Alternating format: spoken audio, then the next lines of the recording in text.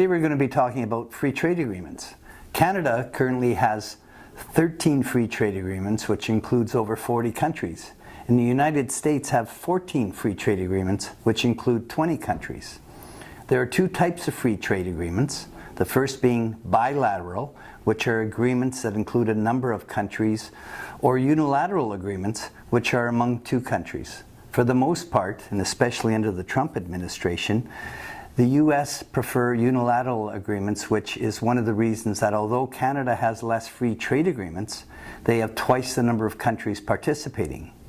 Information on the rules of origin and other pertinent information can be found on the Canada Border Services Agency and the United States Customs Border Patrol websites at the links below the video. Both Canada and the United States have transshipment rules, meaning that transshipment goods that qualify as originating will lose that status if they do not remain under customs control or undergo any operation other than unloading, reloading, or any other operation necessary to preserve them in good condition. They cannot enter the commerce of the country they are transshipping through. So for example, both Canada and the United States have free trade agreements with Jordan.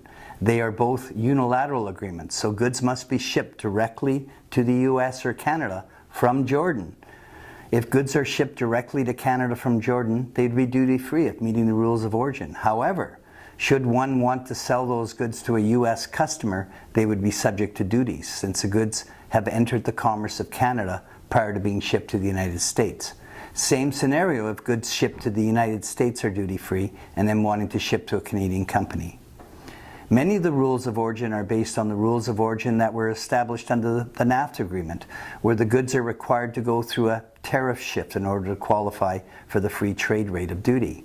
There are exceptions, however, and important to understand the specific rules of origin for each agreement. A good example I can think of would be apparel.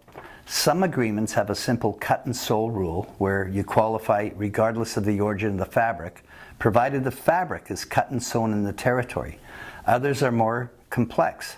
The current Comprehensive and Progressive Agreement for Trans-Pacific Partnership, that's pretty tongue-tied, commonly known as the CPTPP agreement, requires a yarn forward rule, where the yarn must originate in one of the CPTPP countries.